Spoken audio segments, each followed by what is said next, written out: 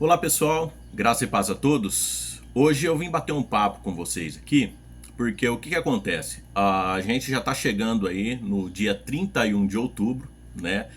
Que é comemorado pelo mundo como o dia do Halloween, mas é comemorado pela Igreja Evangélica o dia da Reforma Protestante, né? E só que o que acontece, né? A Reforma Protestante, muitas das vezes, ela tem um marketing, né, dentro do meio evangélico que foge da realidade, né? Infelizmente, o que acontece no meio teológico, tá? Ao contrário da Bíblia, o meio teológico ele tende a mostrar os pontos bons de algo que ocorreu na história da igreja, mas ele tende a esconder as coisas ruins, né? Por exemplo, se a gente vai para a Bíblia Sagrada, a gente vai ver Abraão sendo chamado de pai da fé, né? Amigo de Deus, só que a Bíblia não esconde os erros de Abraão, né? A gente vai ver, por exemplo, Deus escolhendo Moisés para libertar o povo do Egito, Deus falando cara a cara com Moisés, né? Só que a Bíblia não esconde os erros de Moisés, inclusive a Bíblia não esconde que Moisés ele não entrou na Terra Prometida por causa de um erro que ele cometeu. E assim acontece, por exemplo, com Davi, com Salomão, né? Onde a Bíblia fala sobre os seus pontos fortes, mas também mostra os erros em que eles cometeram. Já no meio teológico, não. No meio teológico, geralmente os teólogos, os pastores, eles vão te falar sobre as coisas boas da reforma. Muitas das vezes eles vão aumentar ou eles vão mentir sobre as coisas boas da reforma. Só que as coisas más dos reformadores eles nunca vão te contar, né? E para você saber, é só você estudando história. Essa é a verdade, né? E aí nós estamos agora chegando ao dia 31 de outubro. E todo ano é sempre aquela mesma coisa, né? Aquele monte de mentira, porque Martinho Lutero foi contra a Igreja Católica, foi contra as indulgências. E a gente sabe, a gente que estuda a história da igreja, a gente sabe que isso daí, de certa forma, é uma mentira, né? Eu até falo para os cristãos, gente, estudem história.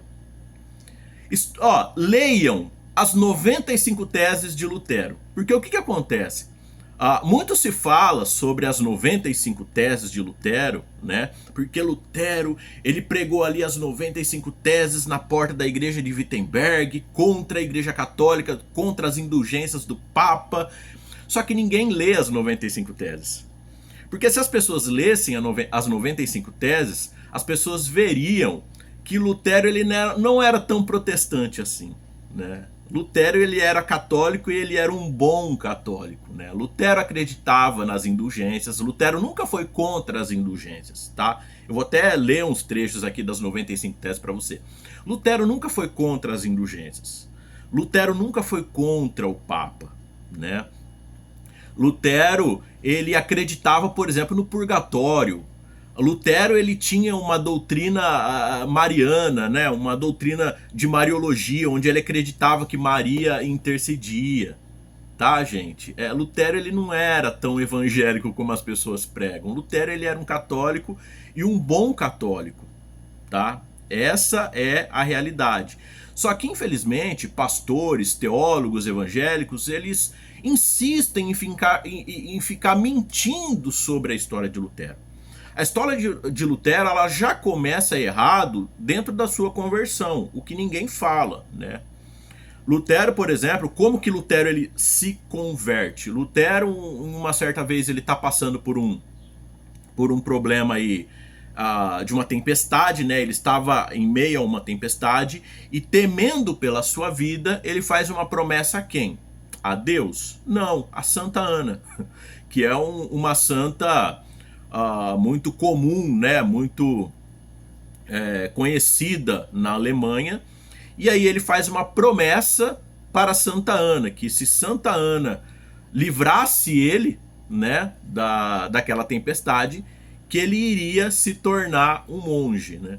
E aí a tempestade passa e Santa Ana livra ele, né, da morte. E aí ele então se torna um monge agostiniano, da ordem de Agostinho.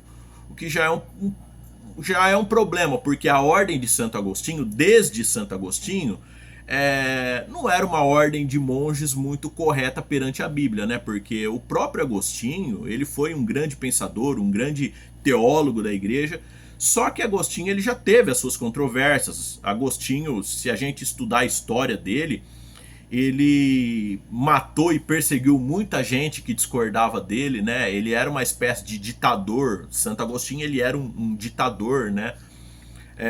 Se a gente pegar, por exemplo, a história de Pelágio, que hoje é contada como Pelágio ele era um herege e tudo, só que a gente não sabe se essa é a verdadeira história, porque tudo que era de Pelágio foi queimado, foi destruído, né? E a única história que a gente tem sobre Pelágio é contada por Agostinho, né? É como se, por exemplo, se o Lula fizesse a biografia do Bolsonaro. Você acha que o Lula ia escrever coisa boa do Bolsonaro? Não ia, né? Então, mas a gente vê que por 2 vezes Agostinho ele condena Pelágio a um concílio, e nesse concílio Pelágio ele se defende, ele expõe as suas ideias ali, e Pelágio ele não é condenado por heresia. Ele não é condenado por heresia, né? Quando que Pelágio foi condenado por heresia? Porque pela 3ª vez, né, Agostinho levou ele novamente a um concílio, só que nesse meio de tempo, Pelágio ele vem a falecer. Ele morre, né? E aí nesse concílio, Agostinho fala tudo, as suas críticas a Pelágio, só que agora Pelágio ele não tá ali para se defender, né? E aí, por ele não estar ali para se defender, porque ele já tinha morrido, então Pelágio é condenado como herege, né? Veja que em 2 concílios anteriores, Pelágio não foi considerado como herege. Só que agora no 3º concílio, onde Pelágio ele não estava presente, porque ele já tinha falecido, e Agostinho pôde falar tudo que ele queria, aí então Pelágio é considerado herege. Só que veja que interessante que 2 concílios à frente, sendo 2 concílios na cidade de Orange e um outro concílio, não vou me lembrar agora o nome da cidade, muitas doutrinas que eram agostinianas, elas foram consideradas como heresia. E uma dessas doutrinas agostinianas que foram consideradas pela igreja como heresia, ela é pregada até hoje, que é a doutrina da predestinação. Essas doutrinas elas foram consideradas heresias, não somente em 3 concílios que eu estou citando aqui, mas em muitos outros. Se a gente fosse falar aqui, a gente ficaria aqui, teria que fazer vários episódios, né, para falar sobre isso. Mas enfim, então a ordem agostiniana ela já não era uma ordem muito, vamos dizer assim, biblicamente muito correta nesse sentido, porque eles de certa forma eles queriam impor aquilo que eles acreditavam, né? E Lutero, então, ele se converte, ele se torna um monge agostiniano. E ali dentro ele vai estudar teologia. E o que teologia é essa? Teologia católica, né? Ele se torna um doutor em teologia e ele passa a ser um professor de teologia na cidade de Wittenberg, e ele era ali, então, um padre, né, da igreja de Wittenberg, tá? E até então, tudo correndo normalmente, só que acontece, Lutero ele era um doutor em teologia, só que ele não entendia nada de teologia, né? Até que ele decide traduzir a Bíblia do latim, porque a Bíblia que se lia na Igreja Católica antigamente era a Bíblia em latim, a missa era rezada em latim, e aí ele decide então traduzir a Bíblia do latim para o alemão, tá? E aí ele vem traduzindo, e quando ele chega em Romanos, ele começa a ver que tem algumas coisas em Romanos ali que não bate com a doutrina católica. E ele começa a ficar incomodado com aquilo, tá? Ele começa a ficar incomodado com aquilo. E aí então ele começa a criar uma tese a respeito dessas divergências ali do livro de Romanos com as crenças católicas. Só que Martim Lutero, ele não foi contra as doutrinas católicas, tá? Ele não foi. Por exemplo, se a gente pegar aqui, ó, as 95 teses, tá? Se vocês entrarem na internet, vocês vão achar de graça tá? Para baixar em PDF. Se vocês quiserem comprar, tem os livrinhos das 95 teses, é baratinho, você compra na internet. Se você não quiser, entre em contato comigo, eu te mando por e-mail, tá? O PDF com as 95 teses de Lutero, tá? Se a gente pegar aqui, por exemplo, ó, a tese 29, porque eram 95, né? Se a gente pegar aqui a tese 29 de Lutero, olha o que Lutero fala na tese 29, ó. E quem é que sabe se todas as almas no purgatório querem ser resgatadas? Dizem que este não foi o caso de São Severino e São Pascoal. Então aqui, Martim Lutero, ele está falando sobre a questão do purgatório porque ele acreditava no purgatório, tá? Então, qual que era a ideia de Lutero aqui? Vocês pagam indulgências para tirar os seus parentes lá do purgatório, só que vocês não sabem se eles querem sair do purgatório ou não. Que nem o caso de São Severino e São Pascoal, porque conta a lenda, a história de que São Severino e São Pascoal, eles eram dois santos, né, católicos, que por causa de algumas pendências eles foram para o purgatório, né? E aí eles iriam ser livrados do purgatório, porque eles eram santos, mas eles se recusaram a sair do purgatório, porque como eles eram pecadores, eles queriam ficar ali sofrendo até ter a sua alma purificada ali no purgatório, né? É um resumo sobre essa história de São Severino e São Pascoal, tá? Então aqui a gente vê claramente na tese 29 que Lutero ele acreditava no purgatório, tá? Ou seja, ele era um bom católico, né? Ele era um bom católico. Evangélicos não acreditam em purgatório, mas aí eles idolatram um homem que era um católico que acreditava em purgatório, né? Se a gente for lendo, tem muitos aqui, mas eu não quero estender o vídeo aqui, porque se a gente for falar sobre as controvérsias da Reforma Protestante, sobre os reformadores, a gente vai ter que fazer um seriado aqui de umas 5 temporadas, de 10 episódios cada temporada, né? Mas isso para resumir. Mas enfim. Por exemplo, se a gente pegar a partir da tese 40, por exemplo, a tese 40 Lutero vai dizer o seguinte, ó. A verdadeira contrição procura a alma, procura e ama as penas, ou seja, aquele que quer se redimir, ele deseja sofrer. Sofrer como? Sofrer aqui na terra e sofrer no purgatório, né? Porque Lutero acreditava no purgatório. Ao passo que a abundância das indulgências as afrouxa e faz odiá-las, pelo menos dando ocasião para tanto. Então Lutero fala assim, ó, a gente deveria não pensar em se livrar do sofrimento pelas indulgências, mas a gente deveria aceitar sofrer no purgatório por causa dos nossos pecados. É uma coisa que o meio evangélico não acredita, não aceita, mas Lutero acreditava, né?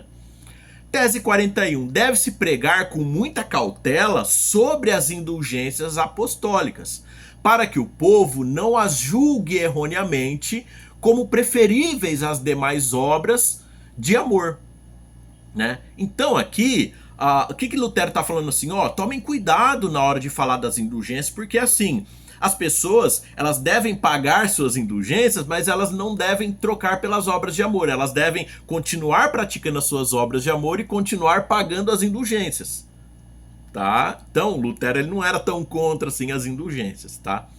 Tese 42. Deve-se ensinar aos cristãos que não é pensamento do Papa que a compra de indulgências possa, de alguma forma, ser comparada com as obras de misericórdia. Ou seja, ele está falando o seguinte, ó, não é o Papa que está pregando a substituição das obras pelas indulgências, tá? Não é o Papa, isso daí é uma ideia que colocaram na cabeça de vocês. Ou seja, o próprio Lutero aqui, ele é a favor das obras e das indulgências, tá? Lutero ele era a favor, tá? Tese 42. Tese 43. Deve-se ensinar aos cristãos que dando ao pobre ou emprestando ao necessitado procedem melhor do que se comprasse indulgências. E aí a tese 44 ocorre que através da obra de amor cresce o amor e a pessoa se torna melhor, ao passo que com as indulgências ela não se torna melhor, mas apenas mais livre da pena. Então qual que é a ideia aqui que Lutero está falando assim? Ó, o que as pessoas deveriam fazer? elas deveriam pagar indulgências, porque elas pagando indulgências, elas ficam mais livres da pena dela no purgatório, tá? Mas elas não podem deixar isso influenciar as suas obras de amor. Então veja que também Lutero ele não é contra as obras. Lutero ele é a favor das obras, das boas obras, né? Então veja que aqui, ó, na tese 43 e 44, qual que foi o problema aqui de Lutero com a Igreja Católica e a Igreja Católica não aceitou? Lutero ele diz que é melhor para o cristão ajudar o pobre, ajudar a viúva, fazer a obra de amor, do que pagar a indulgência para o Papa. E aí que pegou o ponto, que o Papa não gostou, tá? Porque o Papa queria dinheiro, né? É a mesma coisa que você evangélico chegar lá na tua igreja e falar pro pastor, ó, eu não vou dar o dízimo esse mês porque tem um vizinho meu lá que tá passando necessidade, então eu vou pegar o meu dízimo e vou comprar uma cesta básica para ele. Teu pastor vai surtar. Não é verdade? Por quê? Porque ele quer teu dízimo, ele quer receber o salarinho dele, né? Ele quer receber o 13º dele no final do ano. Então, o que ele vai dizer? Não, você tem que ajudar o teu próximo, mas o dízimo não é teu. Você não faz com o teu dízimo aquilo que você quer, porque o dízimo é de Deus. O dízimo é de Jesus. Então você vai trazer o dízimo na igreja, tá? E você é algo separado. O que você faz pro pobre é uma coisa, mas o teu dízimo é sagrado. O dízimo, deu para vocês entender? Então, o que pegou aqui com Lutero, né? Porque as igrejas evangélicas, eles idolatram tanto Lutero que eles acabam se tornando papas. Porque Lutero falou assim, ó, Lutero ele era a favor da indulgência. Só que Lutero fala assim, ó, se vocês pegar o dinheiro da indulgência e fazer o bem pro próximo, pro pobre, pro necessitado, é melhor do que vocês comprar indulgência.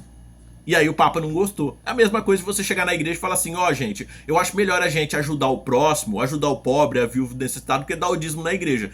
Você vai ser outro Lutero, você vai ser perseguido também. Tá bom? Então, se a gente pegar, por exemplo, aqui ó, na tese 45, deve-se ensinar aos cristãos que quem vê um carente e o negligencia para gastar com indulgência, obtém para si não as indulgências do Papa, mas a ira de Deus. Deu para vocês entender? Então, Lutero aqui ele não é contra a indulgência, ele não é contra a Papa, mas ele está falando que é melhor, então, ao invés da pessoa comprar indulgência, gastar o dinheiro com o pobre, com o necessitado do que... E foi isso que pegou, foi isso que o Papa não gostou, né? Que é a mesma coisa que os pastores hoje não gostam, que a pessoa fala assim que é melhor pegar o dízimo e ajudar o pobre do que dar o dízimo na igreja. E aí eles se tornam papas, né? E aí eles acabam perseguindo também, né, a pessoa que diz isso daí. Mas enfim, só mais duas teses que eu quero ler para vocês aqui a respeito de Lutero, para vocês verem que Lutero ele não era tão evangélico assim, tá? Que os protestantes eles idolatram um cara que ele era católico e acreditava nas heresias católicas, tá bom? Se a gente pegar, por exemplo, ó, tese 47, olha o que Lutero vai falar, ó. Deve-se ensinar aos cristãos que a compra de indulgências é livre e não constitui obrigação. Então veja que Lutero ele não era contra a indulgência. Ele falava assim, não, se você quiser comprar indulgência, você pode comprar, não tem problema nenhum, não é errado. Tá aqui, ó, tese 47. Lutero ele não era contra a indulgência. Só que Lutero falava assim, ó, se você quiser comprar, você é livre para comprar. Só que a compra de indulgência ela não deve ser uma obrigação imposta pela igreja. Que aí eu volto a repetir, a mesma coisa do dízimo. Né? Se você fala assim, não, se a pessoa quiser dar o dízimo, ela pode dar. Só que o dízimo ele não é obrigatório. E aí o pastor já... Não, onde já se viu? Porque o dízimo é um mandamento de Deus e que não sei o que tem. É a mesma coisa que acontece. A mesma coisa, da mesma forma que a igreja achou ruim com Lutero sobre falar isso daí, os pastores hoje eles se tornam papas porque eles ficam contra você se você falar que o dízimo ele não é obrigatório. Tá vendo como que a igreja evangélica ela mente para você sobre a história, sobre a reforma protestante, sobre Lutero, né? Você tá vendo como que a igreja evangélica ela mente para você? E só para concluir aqui, a tese 71, olha o que Lutero fala na tese 71, ó. Seja excomungado e maldito quem falar contra a verdade das indulgências apostólicas. Então, só pra gente concluir aqui, para você ver que Lutero, ele não era contra a indulgência do Papa, do Papa expedir o perdão pelos pecados. Ao contrário do que nós evangélicos acreditamos, que é Deus quem perdoa os nossos pecados, Lutero não. Lutero, ele acreditava que o Papa poderia perdoar os pecados das pessoas, né? E se Lutero fosse vivo hoje, ele iria amaldiçoar e excomungar todos vocês evangélicos que idolatram ele iria amaldiçoar e excomungar vocês. Veja que até 71 fala: seja excomungado e maldito quem falar contra a verdade das indulgências apostólicas. Então, seja, Lutero, ele era a favor das indulgências. Tem uma tese que eu não vou saber qual que é agora, eu preciso procurar certinho, mas que ele fala que as pessoas não devem ser contra o Papa, tá? Ou seja, Lutero, ele era a favor das indulgências, ele era a favor do Papa, Lutero acreditava na intercessão de Maria, Lutero acreditava no purgatório, tá? Então Lutero, ele não era tão evangélico como vocês pensam, tá? Leia as 95 teses de Lutero, tá? Para vocês não ser burros e ficar enganados aí com aquilo que pastores e teólogos evangélicos dizem para vocês. Tá bom? Mas enfim, por que eu trouxe essa questão? Porque agora a gente vai chegando, né, na época do aniversário da Reforma Protestante, e as pessoas vêm contando esse monte de mentira pra gente sobre a Reforma Protestante. E todo mundo acredita, porque ninguém estuda, né? Netflix é mais interessante do que livro, né? Rede social, né? As irmãs da igreja adoram ficar postando foto de biquíni na beira da piscina, na praia, no Instagram, mas pegar um livrinho e ler ninguém quer, né? Essa é a verdade. Os irmãos, né, muitos diáconos, presbíteros da igreja preferem ficar assistindo futebol e jogando videogame, Play 5, né? Do que pegar um livrinho e ler sobre isso, né? E aí fica esse monte de crente burro dentro da igreja acreditando em tudo que os outros falam para eles, né? E isso me dói muito, porque quando alguém quer pregar a verdade, essas pessoas que não conhecem a verdade quer tacar pedra, quer ser a favor do pastor mentiroso, e aquela pessoa que está falando a verdade, elas não escutam. Por quê? Porque são cegos sendo guiados por outros cegos. Essa é a verdade. Mas enfim, por que eu estou gravando esse vídeo aqui? Eu dei um breve resumo aqui sobre a Reforma Protestante, porque depois da Reforma Protestante, agora vão surgir os 5 pontos da reforma, né? Porque eu não sei qual que é a fixação que essas pessoas têm por 5 pontos, né? 5 pontos da reforma, 5 pontos do calvinismo, 5 pontos do arminianismo, tudo tem que ter 5 pontos, né? Enquanto que a gente vai na Bíblia e a gente vê que o número de Deus é 3 e o número da perfeição é 7, a galera tudo quer ficar com 5, né? E aí criaram os 5 pilares, né? Os 5 pontos da reforma protestante. E que 5 pontos são esses, né? O primeiro ponto é a sola escritura, tá? Somente a escritura. E esse ponto é bom porque a sola escritura é algo que nos traz uma verdade, né, sobre a escritura, ou seja, a nossa base de fé tem que ser somente a escritura. Só que aí há um problema da sola escritura, porque ela é uma mentira no meio evangélico, né? Porque você vê dentro do meio cristão, você tem a Igreja Católica, que ela não acredita na sola escritura, porque ela acredita na Bíblia, mais o magistério da igreja. Ou seja, então a verdade é a interpretação da igreja em relação à Bíblia. Então o verdadeiro ponto de vista é aquilo que a igreja fala a respeito da Bíblia, né? Aí quando você vai para o meio evangélico, você tem, por exemplo, os adventistas. Os adventistas é a Bíblia mais Ellen White. Então, toda a interpretação deles da Bíblia vai ser baseado no que Ellen White diz, né? E aí você vai, por exemplo, o meio presbiteriano. O meio presbiteriano, a Bíblia, ela deve ser interpretada mais à luz de Calvino, né? A Bíblia, ela só pode ser interpretada à luz de Calvino. Todos os textos, por exemplo, que vai contra as doutrinas de Calvino, aí eles deixam de lado, né?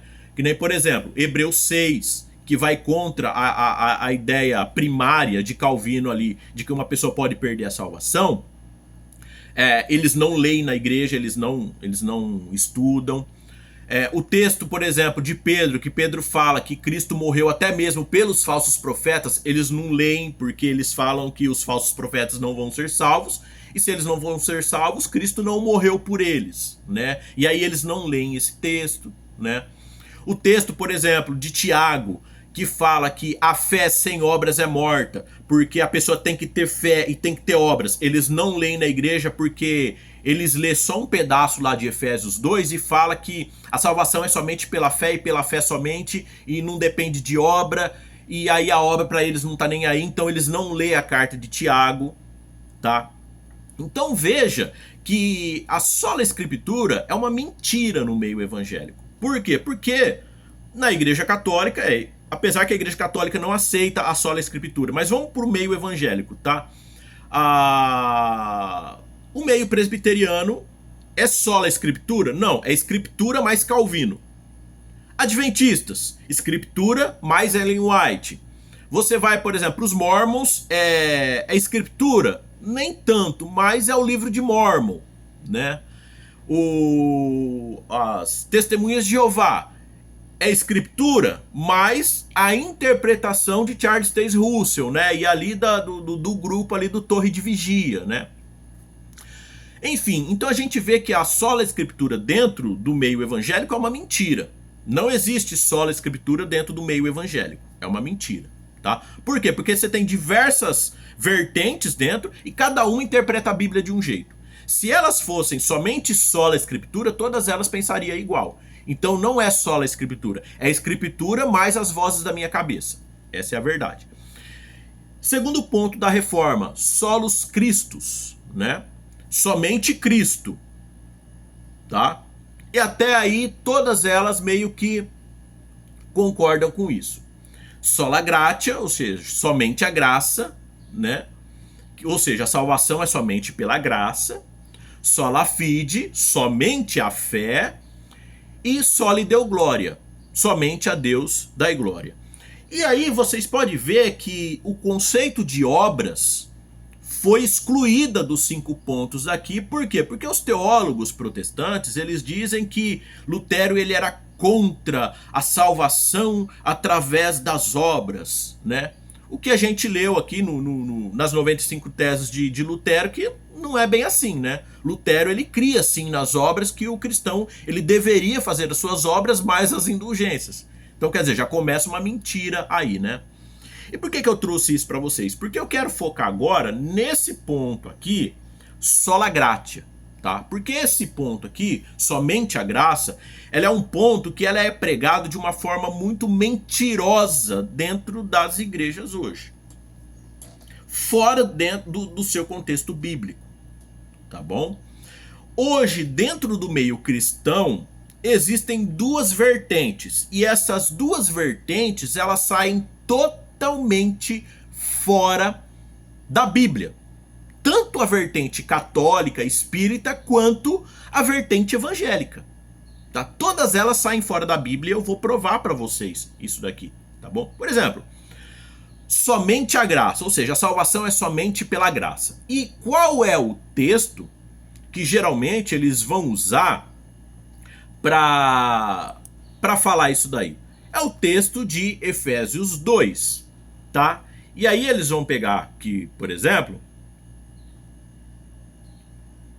Efésios 2, verso 8 e 9. Porque assim, o evangélico, ele adora interpretar a Bíblia com 2 versículos isolados do seu contexto, né? O evangélico adora. Seja ele pentecostal, calvinista, luterano, arminiano, a maioria, quase 99% dos teólogos, eles adoram interpretar a Bíblia com versículos isolados. Só para dar base naquilo que eles pensam, tá? Então aí eles vêm aqui em Efésios 2, 8 e 9 e eles lêem o seguinte: pois vocês são salvos pela graça, por meio da fé, e isso não vem de vós, é dom de Deus, não por obras para que ninguém se glorie. Eles falam assim, tá vendo? Você não vai ser salvo por causa das suas obras. E sim, nós não vamos ser salvos pelas nossas obras. tá? Não vamos ser salvos pelas nossas obras, mas por causa do sacrifício de Cristo na cruz.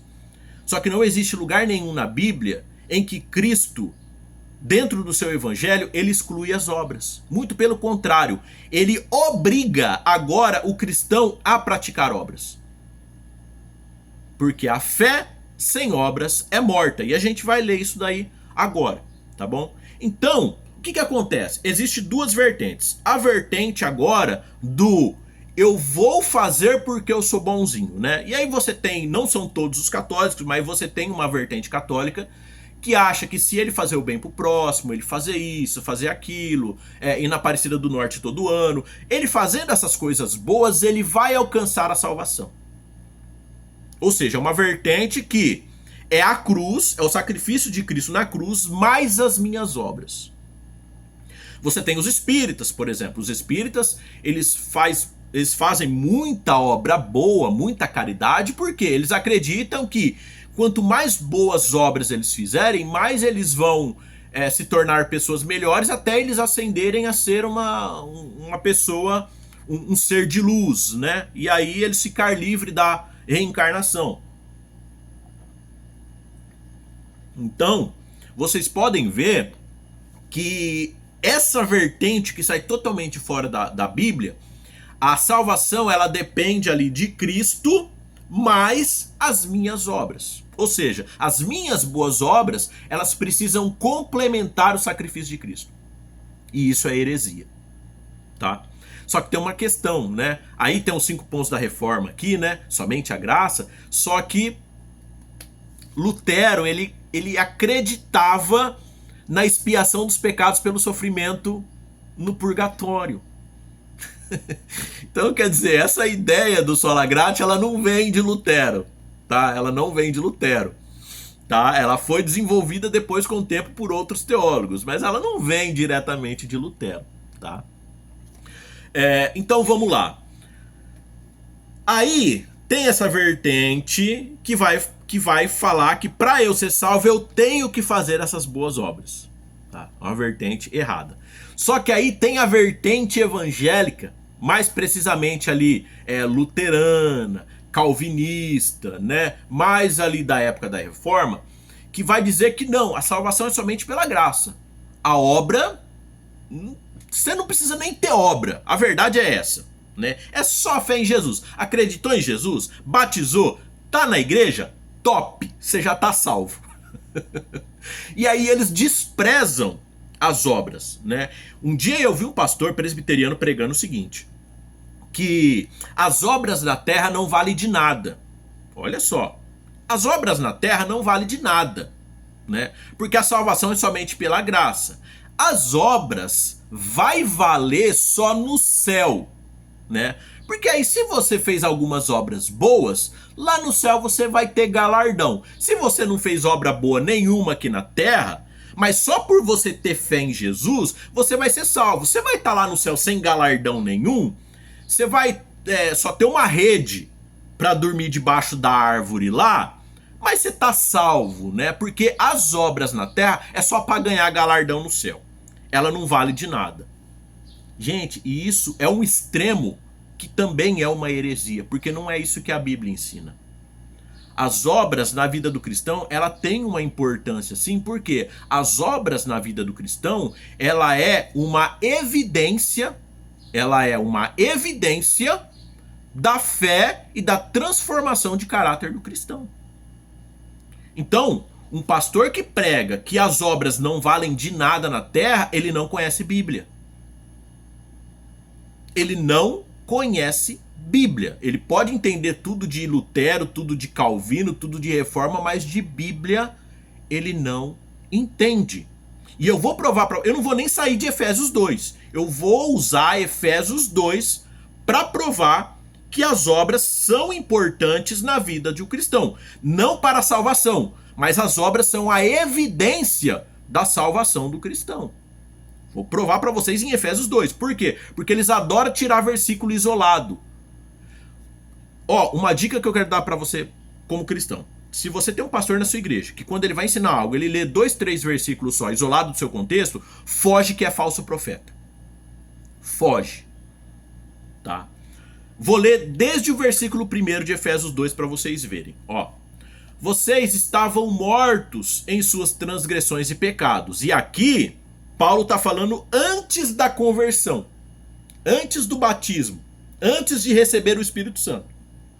Tá? Não está falando em vida aqui na terra. Porque a partir do momento que o cristão ele se converte, ele tem que se tornar uma nova criatura. Então, a partir do momento que o cristão ele se converte, ele não vive mais uma vida de pecado. Ah, Leandro, mas todos nós somos pecadores. Sim, nós temos uma natureza pecadora, nós temos uma tendência ao pecado, só que a nossa luta é contra o pecado. Então, se a nossa luta é contra o pecado, é a gente todos os dias tentar não pecar.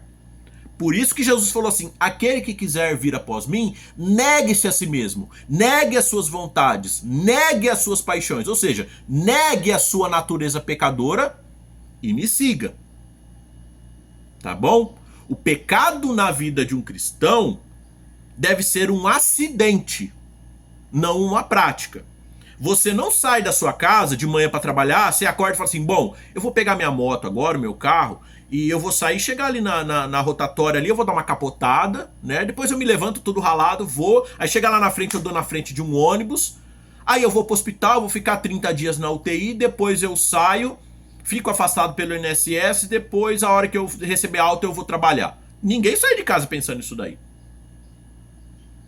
O que você sai de casa pensando no seguinte: eu vou pegar meu veículo, vou pro meu serviço numa boa, vou trabalhar, de tarde eu vou sair, vou vir embora com segurança. É esse que é o pensamento do trabalhador.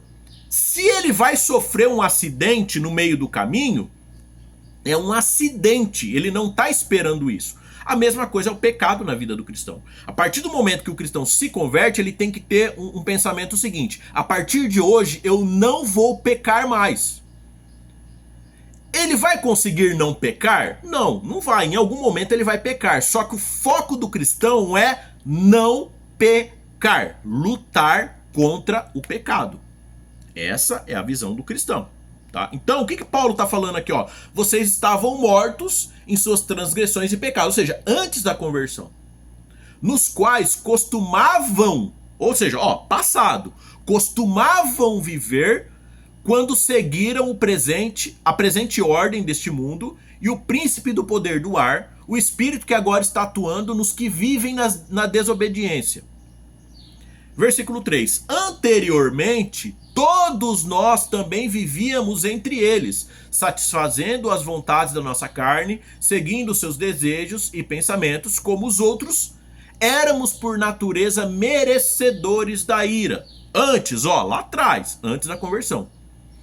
Todavia, Deus é rico em misericórdia. Pelo grande amor com que nos amou, deu-nos vida juntamente com Cristo, quando ainda estávamos mortos em transgressões. Pela graça sois salvos. Então, pausa aqui no versículo 5. O que Paulo está dizendo assim, ó?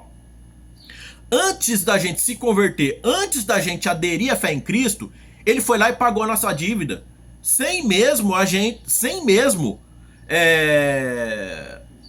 Antes mesmo da gente aceitar ele. Cristo não chegou e falou assim: ó, se vocês me aceitarem, eu vou lá e vou morrer por vocês. Não, independente se a gente iria aceitar ele ou não, ele foi lá e morreu por nós. Entregou a sua vida por nós, né? Versículo 4 e 5, só para vocês entenderem melhor. Todavia, Deus é rico em misericórdia, pelo grande amor que nos amou, deu-nos vida juntamente com Cristo, quando ainda estávamos mortos em transgressões. E aí Paulo fala, tá vendo, ó? Por causa disso, por causa da graça, por causa do amor de Deus, que nós somos salvos. E aí, a partir do verso 6, Deus nos ressuscitou com Cristo e com ele nos fez assentar nos lugares celestiais em Cristo Jesus, para mostrar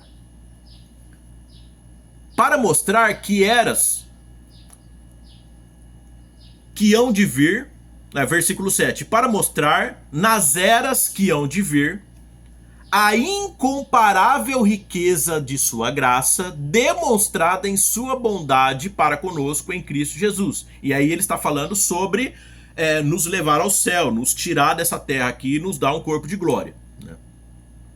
E aí no versículo 8 Paulo fala: pois vocês são salvos pela graça. por meio da fé, ou seja, pela graça, por meio da fé.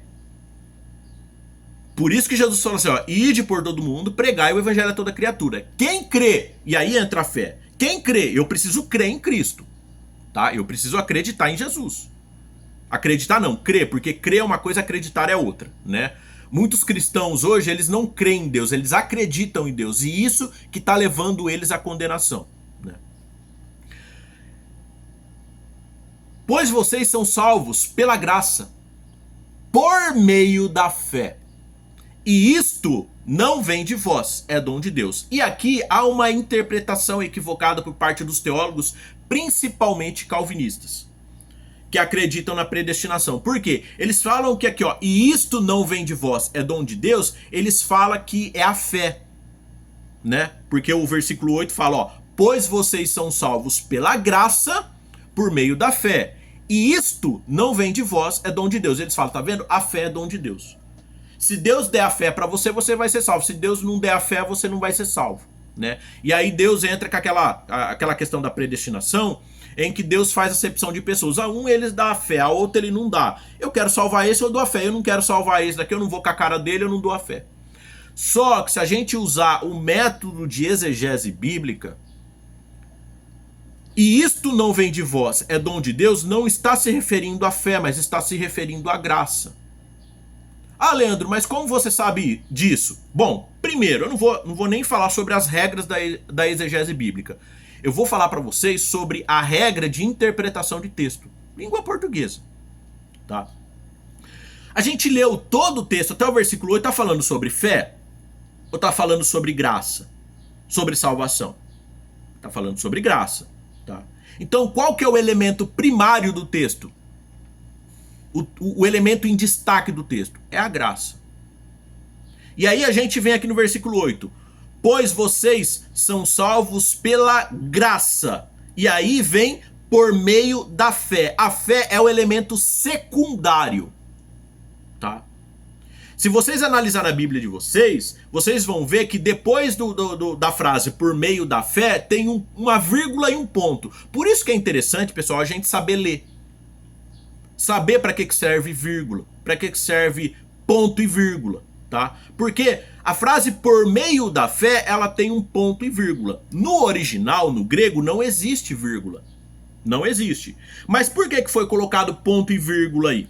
Porque o teólogo que traduziu a Bíblia, que entendia de teologia, ele entendeu dentro do contexto grego, que e isto não vem de vós, é dom de Deus, estava se referindo ao elemento primário, que é a graça e não a fé, tá?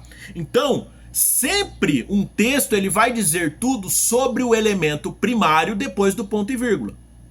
Por exemplo, pois vocês são salvos pela graça, elemento primário, por meio da fé, elemento secundário, e aí tem um ponto e vírgula. O ponto e vírgula aqui é um final de frase. É um final de frase.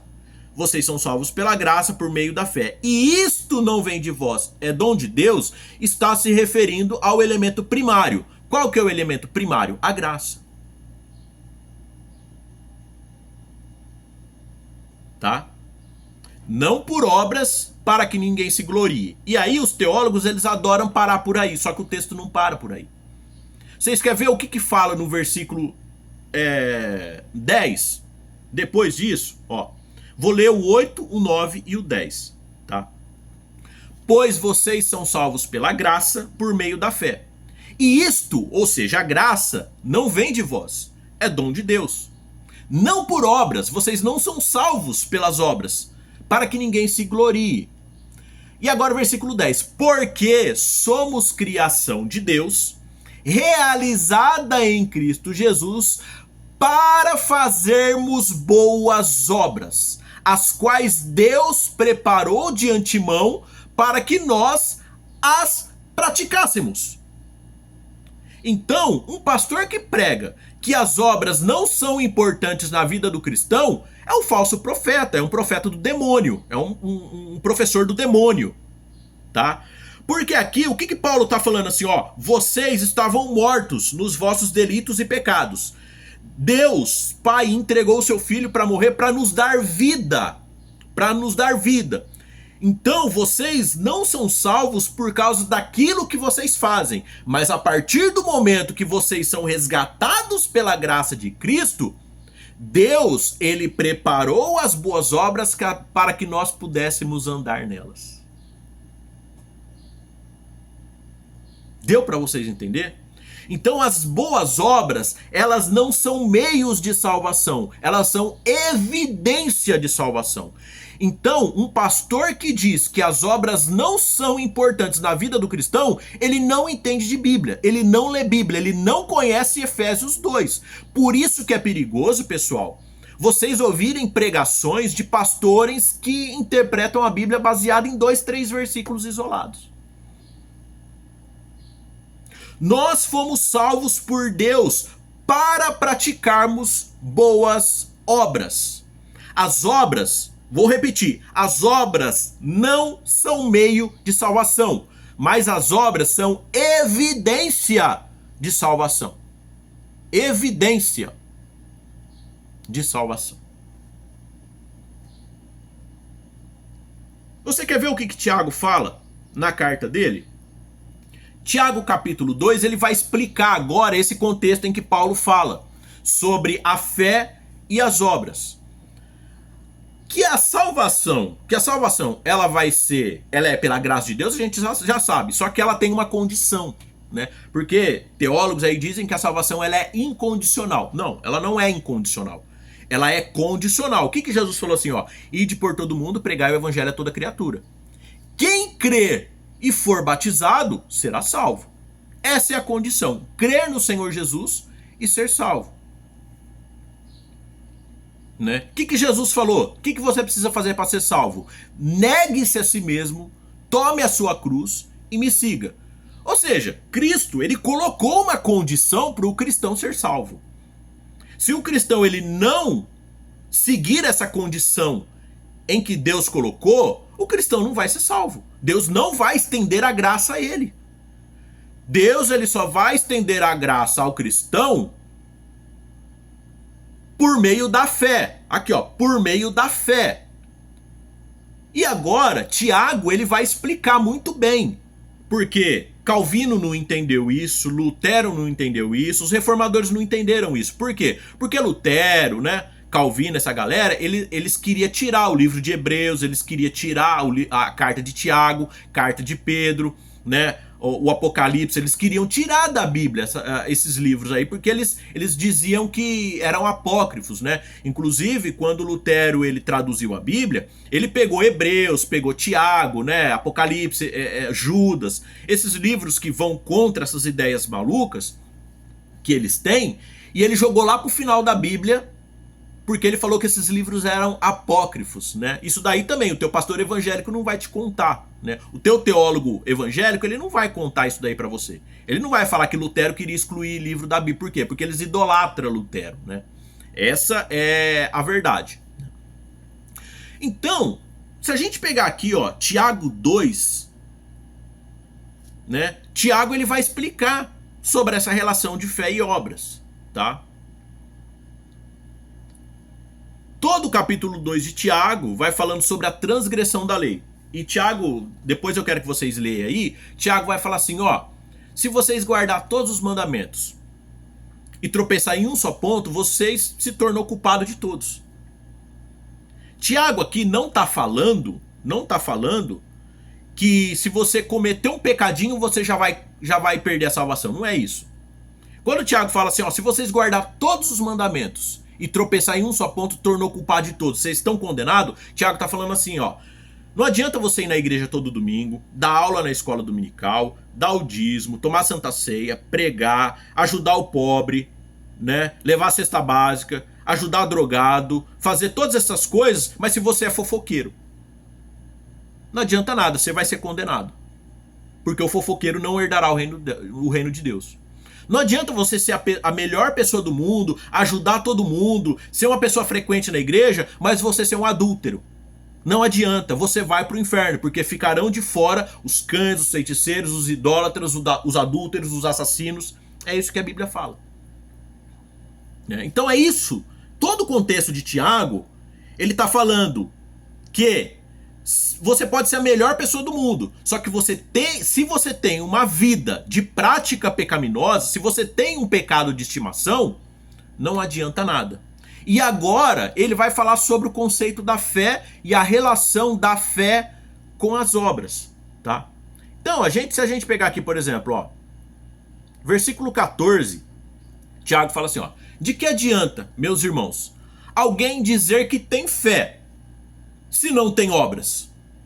Acaso a fé pode salvá-lo? É uma pergunta, e aí a pessoa fala assim, não, a fé pode salvar, porque tá lá em Efésios 2:8, que nós somos salvos pela graça mediante a fé, então só a fé pode nos salvar. E agora Tiago, esperando esse tipo de resposta, no versículo 15 ele vai falar: se um irmão ou irmã estiver necessitado de roupa e do alimento de cada dia, e um de vocês lhe disser, vá em paz, aqueça-se e alimente-se até satisfazer-se. Se, porém, lhe nada der, de que adiantou isso? Tiago tá falando assim, ó, o que adianta? Você diz que tem fé, só que aí o teu irmão tá precisando de você e você não tá nem aí. Você tá infringindo uma lei. Que lei é essa? Amarás o teu próximo como a ti mesmo. De que adianta? Você é o santão da igreja, o santarrão da igreja. Não, porque eu jejuo 3 dias seguidos, eu oro 3 horas por dia. Aí o irmão tá precisando, você não ajuda. Você infringiu a lei. Amarás o teu próximo como a ti mesmo. E aí no versículo 17, Tiago continua: assim também a fé, por si só, se não for acompanhada de obras, está morta. Mas alguém dirá, você tem fé? Eu tenho obras. Mostre-me a sua fé sem obras, e eu lhe mostrarei a minha fé pelas obras. Você crê que existe um só Deus? Muito bem. Até mesmo os demônios creem e tremem. Insensato. Quer certificar-se de que a fé sem obras é inútil? Não foi Abraão, nosso antepassado, justificado por obras? Ó, olha aqui. Tiago falando lá do Antigo Testamento que Abraão foi justificado pelas obras dele. Pela vontade dele de querer sacrificar o seu filho, de sair do meio da sua parentela e dar ouvidos a Deus. As obras de Abraão justificaram ele quando ofereceu o seu filho Isaque sobre o altar. Ou seja, a obra de Abraão justificou a fé de Abraão. E aí ele recebeu a graça pela morte de Cristo na cruz. Só que o teu pastor que prega a salvação sem obras, somente pela graça, ele não vai ler isso daqui, né? Versículo 22. Você pode ver que tanto a fé como as suas obras estavam atuando juntas. E a fé foi aperfeiçoada pelas obras. As obras são o aperfeiçoamento da fé. Cumpriu-se assim a escritura que diz: Abraão creu em Deus e isso lhe foi creditado como justiça. E ele foi chamado amigo de Deus. Vejam que uma pessoa é justificada por obras e não apenas pela fé. Tiago falando isso daqui. Caso semelhante é o de Raabe, a prostituta. Não foi ela justificada pelas obras quando acolheu os espias e os fez sair por outro caminho? Assim como o corpo sem espírito está morto, também a fé sem obras é morta. Tiago, ele deixa muito claro essa relação. Paulo, ele começa e Tiago termina. A salvação não vem de vós, é dom de Deus por meio da fé. Só que agora Tiago fala assim: você tem fé? Então vamos lá. Você tem obras? Você faz as obras que Cristo te pediu? Não. Então você não tem fé. A tua fé está morta. Então a fé, ela não é um meio de salvação. A fé,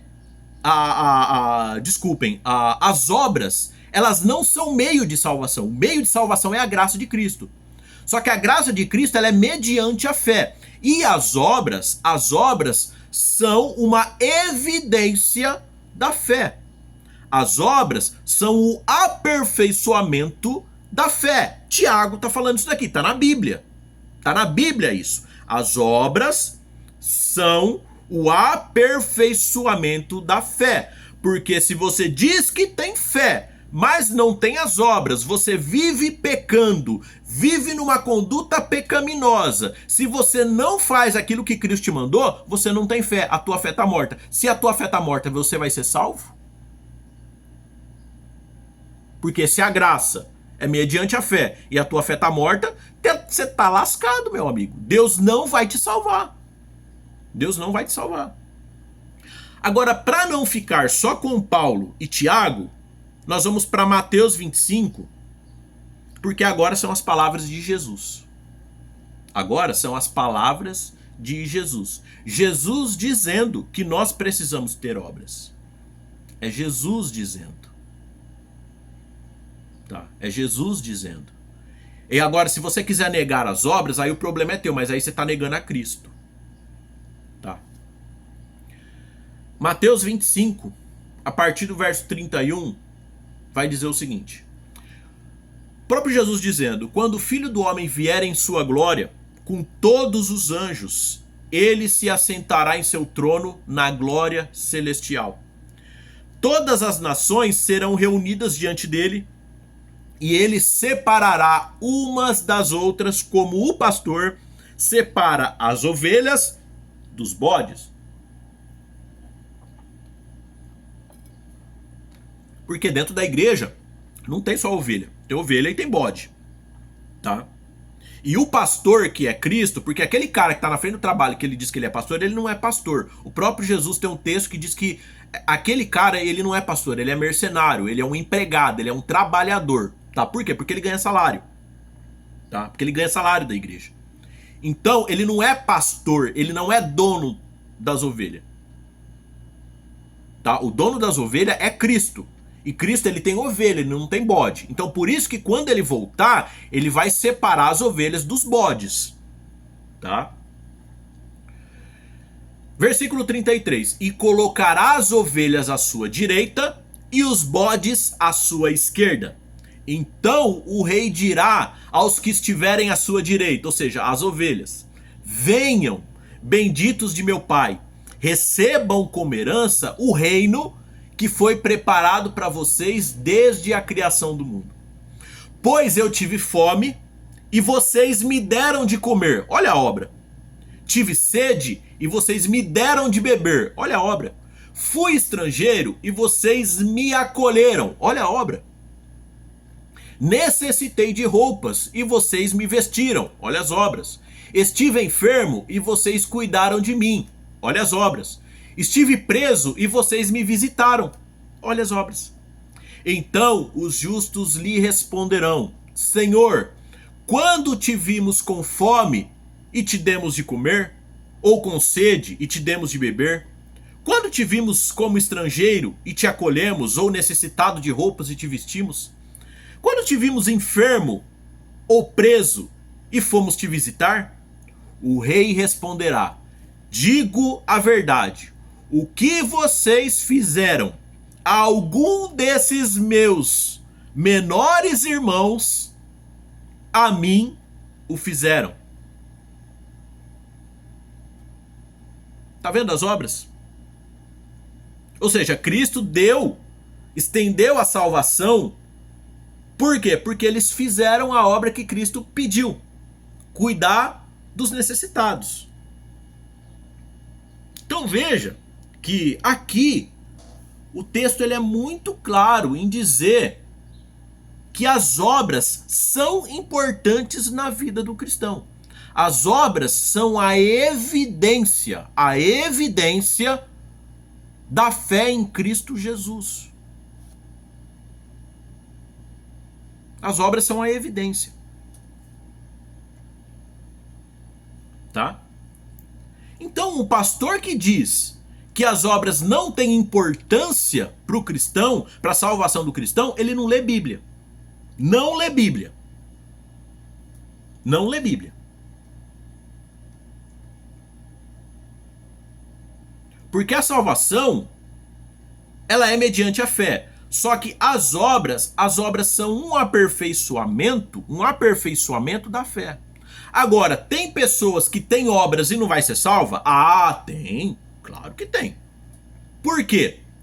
Porque as obras praticadas por essas pessoas não são obras para aperfeiçoamento da fé, mas são obras para garantir a sua salvação. E aí, como a gente já aprendeu, a salvação não vem de obras, né? Uma prova disso, por exemplo, se a gente pegar Mateus 7,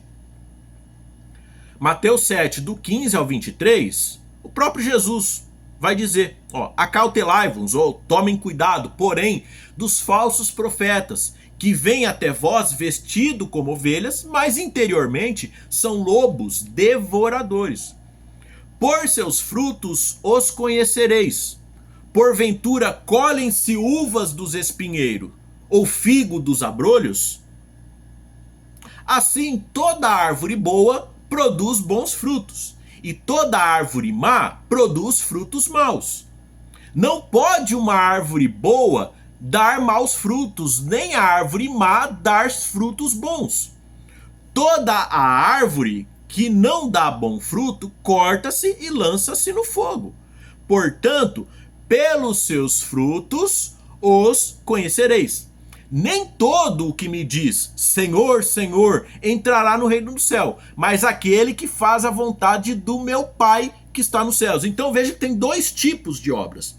Tem as obras humanas, que são consideradas frutos podres. Por quê? Porque elas são boas obras acompanhadas de iniquidade, igual o Tiago falou lá, né? Que guarda todos os mandamentos, mas vive em pecado, transgredindo uma lei, está condenado, né?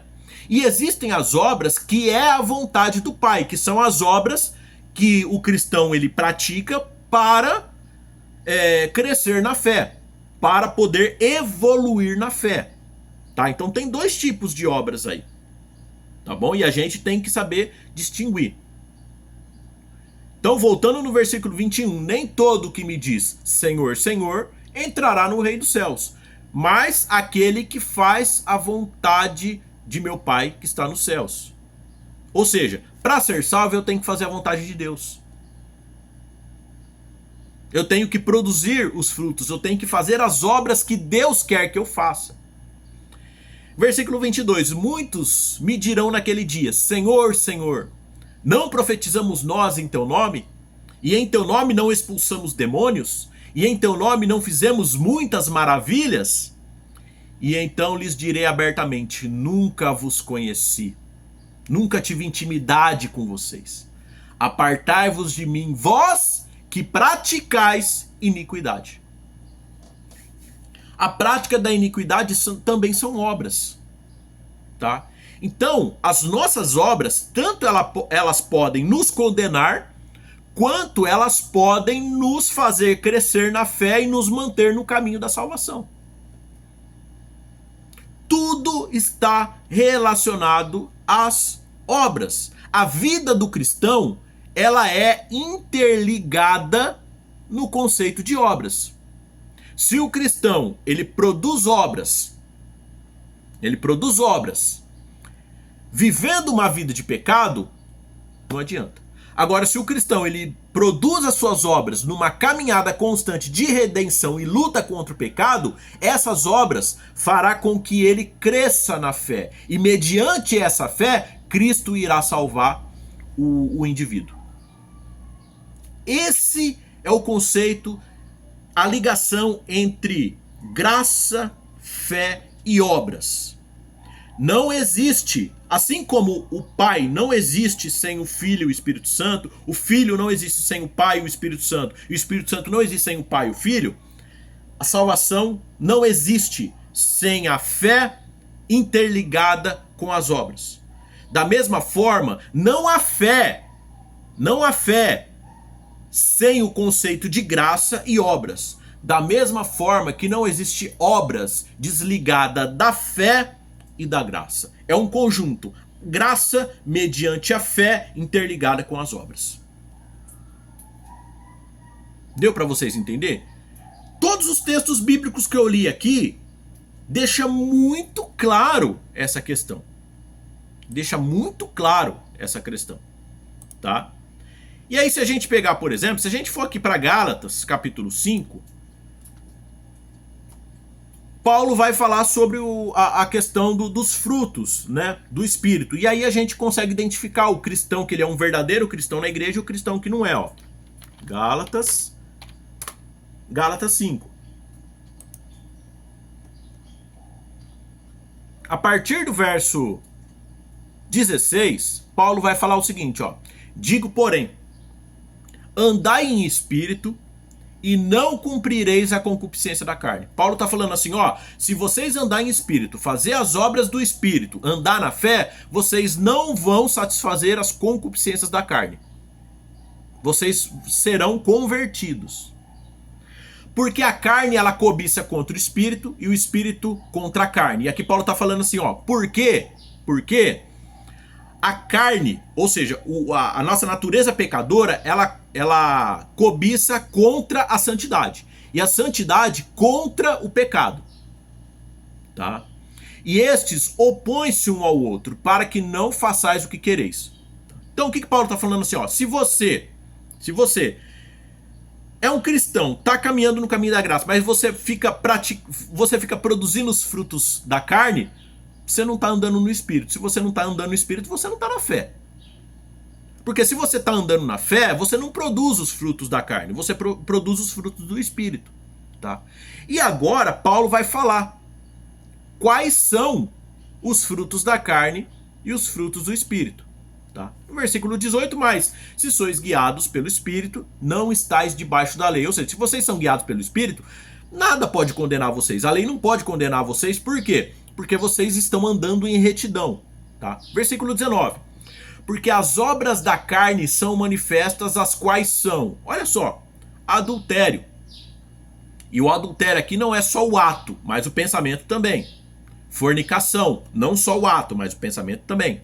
Impureza, lascívia, né? Porque hoje o que mais tem dentro das igrejas é lascívia. As irmãs vai com umas calças coladinhas, parece que foi embalada a vácuo na igreja, mostrando toda a sua curva. Isso é lascívia, tá? Tá mostrando tudo que mostra a sua sensualidade é lascívia, tá? As irmãs adoram, tem umas pastoras por aí que adoram postar foto de biquíni no Instagram, né? E ainda coloca a frase bíblica, né? O Senhor é meu pastor, nada me faltará, e com o fio dental lá dentro do caminho de Emaús, né? E acha que tá arrebentando, né? Lascívia, tá? Fruto da carne. Se fruto da carne não tá no espírito, porque a mulher cristã, a mulher que é santa, ela se sente mal em postar uma foto dessa, ela não posta. Tá? Ela se sente mal em mostrar suas curvas e mostrar sua nudez. Tá? Frutos da carne, versículo 20, continuando. Idolatria. E não é só a imagem, não. Idolatria ao seu pastor também, né? Que nem a Assembleia de Deus agora fez o busto ali do pastor José Wellington. Isso é idolatria, tá? A galera aí que idolatra Calvino, Armínio, e isso daí é idolatria também, tá? Tá? Quem morreu na cruz por nós não foi José Wellington, não foi Ellen White, não foi Calvino, não foi Armínio, não foi Lutero, foi Jesus Cristo, tá? Então, a idolatria também é um fruto da carne. Feitiçaria, tá? Essas igrejas que adoram ficar colocando copo com água, peça de roupa em cima do rádio aí achando que vai salvar. Pra quem não sabe, isso daí é uma prática espírita muito antiga aqui no Brasil, tá? Isso daí também, fruto da carne, também condena o homem. Inimizade, porfias, emulações, iras, pelejas, dissensões dentro da igreja, isso daí é o que mais tem, né? Tem uns pastores aí que eles são manipuladores, sabe? Eles ficam querendo manipular as pessoas na igreja para dar o dízimo, fazer aquilo lá.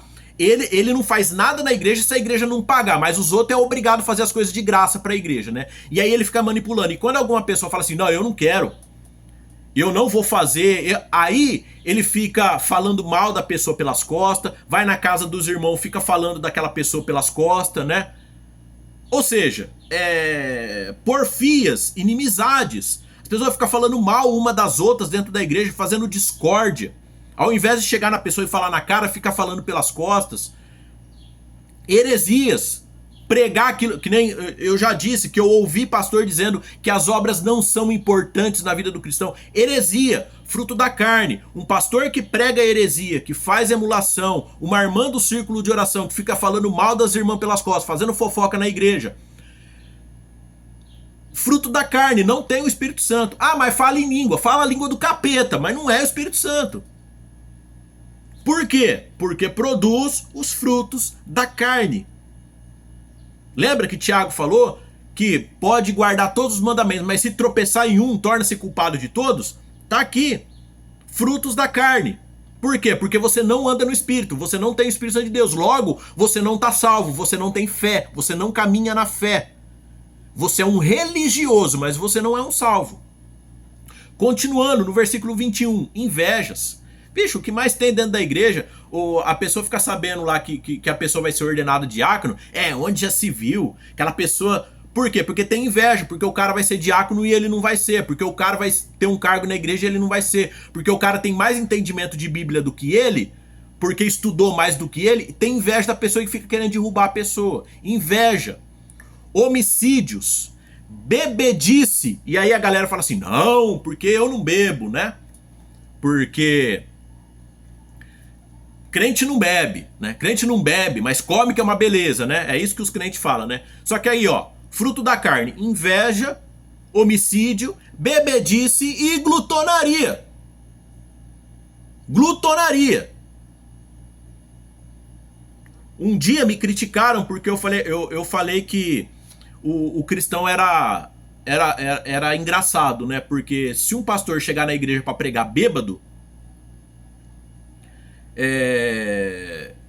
as pessoas iriam ficar indignadas, né, com um pastor, onde já se viu um pastor pregando bêbado, porque o crente não pode beber. Só que aí um pastor, ele sobe lá em cima para pregar, um pastor que já atingiu 3 dígitos na balança, a igreja aceita, ai que pastor abençoado, que pastor usado por Deus. E aí eu fui criticado, né, porque onde já se viu, a pessoa tá acima do peso, não tem nada a ver. Aí eu pergunto pra vocês, uma pessoa que ela fica acima do peso, é porque ela respirou demais, ela engoliu muito vento? Não, é porque ela tá cometendo pecado da glutonaria, ela tá comendo muito açúcar, ela tá comendo muita farinha, muito pão, muito biscoito, muita bolacha, é glutonaria. O pecado da comida é o pecado da glutonaria, por isso que Jesus jejuava. Eu não tô criticando aqui uma pessoa que tá acima do peso, porque a obesidade, ela é uma doença e as pessoas precisam se cuidar, as pessoas precisam se tratar. Mas a gente precisa levar em consideração que da mesma forma que existe o vício da bebida, existe o vício do cigarro, existe o vício da comida, existe o vício do açúcar.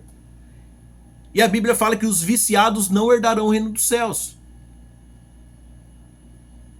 Tá? Eu sei que tem gente que não vai gostar disso que eu tô falando, mas a comida, ela também vicia.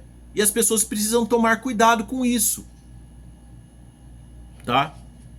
Então veja que os frutos da carne também são invejas, homicídios, bebedices, glutonarias. E aí Paulo fala assim, ó, e coisas semelhantes a estas, acerca das quais vos declaro, como já antes vos disse, que os que cometem tais coisas não herdarão o reino de Deus.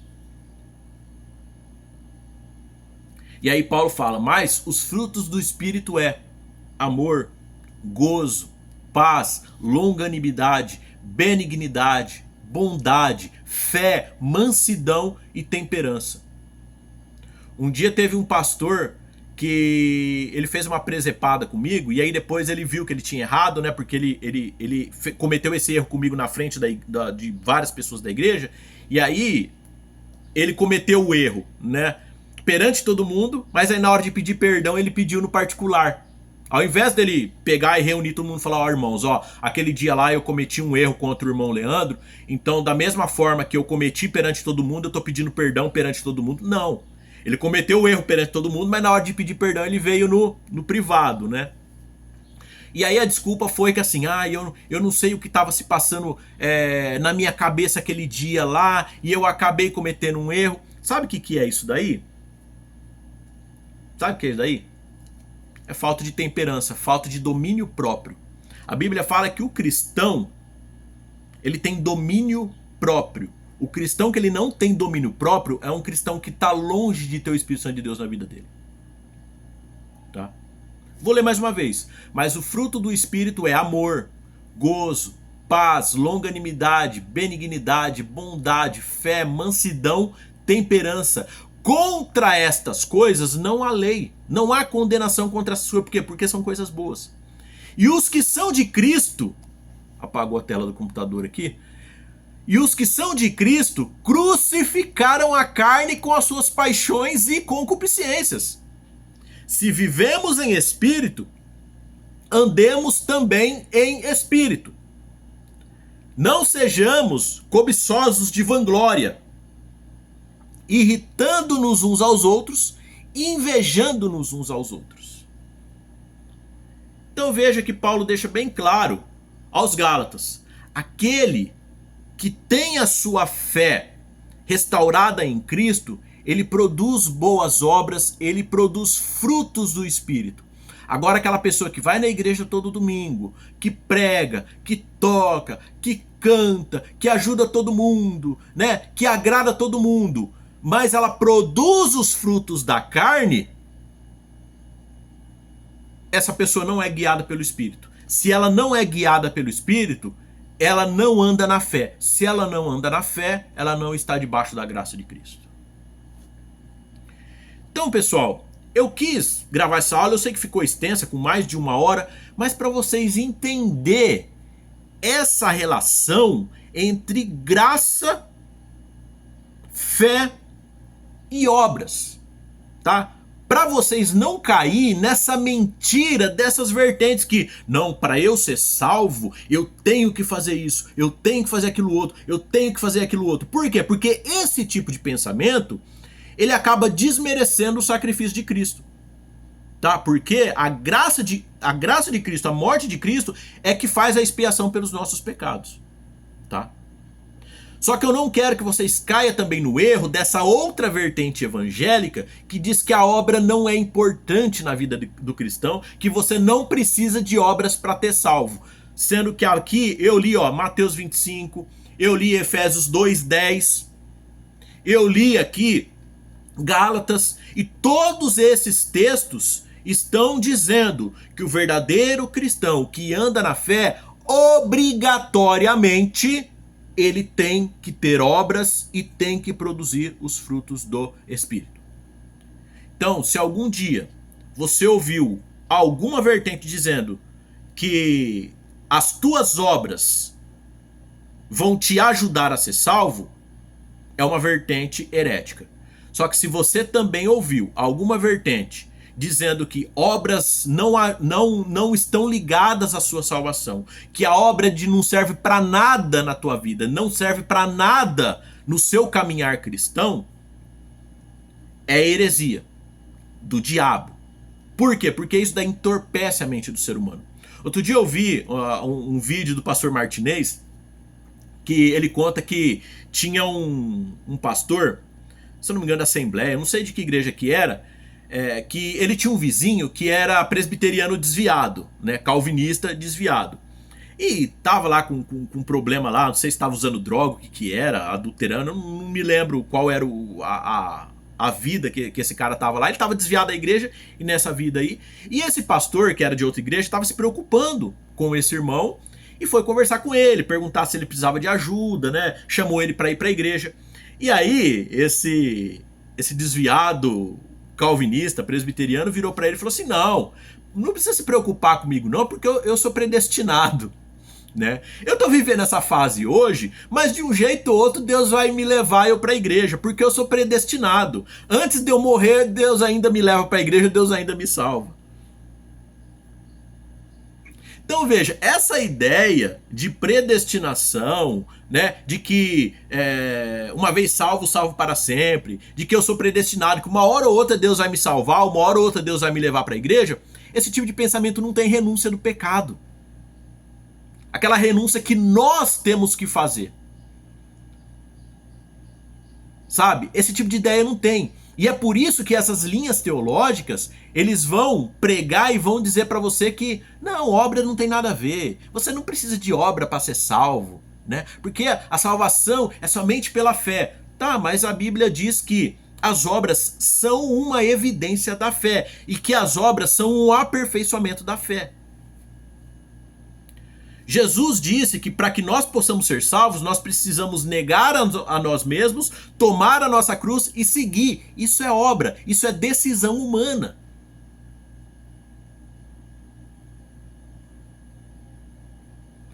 O próprio Jesus falou: vinde benditos do meu Pai, possuí por herança aquilo que vos tenho preparado desde a fundação do mundo, porque quando eu tive fome, vocês fizeram uma obra, vocês me deram de comer. Porque quando eu tive sede, vocês fizeram uma obra, vocês me deram de beber. Porque quando eu tive sede, vocês fizeram uma obra, vocês me deram de beber, de comer. Quando eu fui estrangeiro, vocês me hospedaram. Quando eu estive enfermo, vocês foram lá me visitar.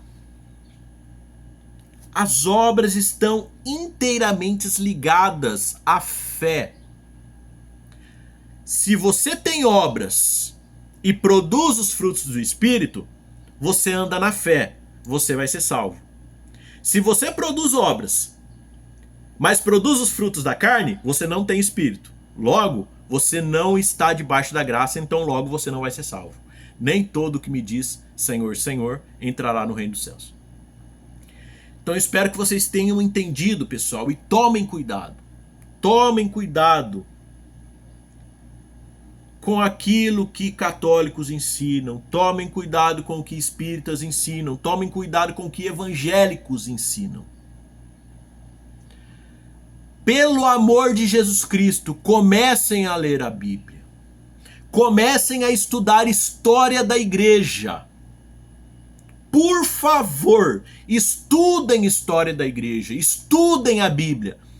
Salmo 1, bem-aventurado o varão que não anda segundo os conselhos dos ímpios, não se detém no caminho dos pecadores e nem se assenta à roda dos escarnecedores. Antes, tem o seu prazer na lei do Senhor e na sua lei medita de dia e de noite. A leitura da palavra de Deus, a meditação na palavra de Deus, ela deve ser constante, dia e noite. Para de ficar fazendo devocionalzinho. Ai, eu vou fazer meu devocional hoje. Ai, o meu devocional de Salmos. Para com isso. Comece a ler a Bíblia de forma bruta. Começa lá, Gênesis primeiro. Leia 1, 2, 3, 4, 5 e vá até Apocalipse. Terminou de ler, volta em Gênesis. Leia. Somente a leitura constante da Bíblia vai fazer com que você conheça o contexto da Bíblia desde Gênesis até Apocalipse. Ficar lendo a Bíblia picado, saltitando, não vai fazer você entender o contexto bíblico desde Gênesis até Apocalipse. Tá bom? Espero que eu tenha ajudado vocês a elucidar essas questões. Tomem cuidado, não acreditem em tudo que o seu pastor prega. Não acreditem em tudo que o professor da escola dominical prega. Não acreditem em tudo que eu estou pregando aqui. Não acredite. Vá na Bíblia, estude a Bíblia, leia a Bíblia. E aí você vai encontrar a verdade do Evangelho. Tá bom? Que Deus abençoe a todos, um forte abraço e até a próxima.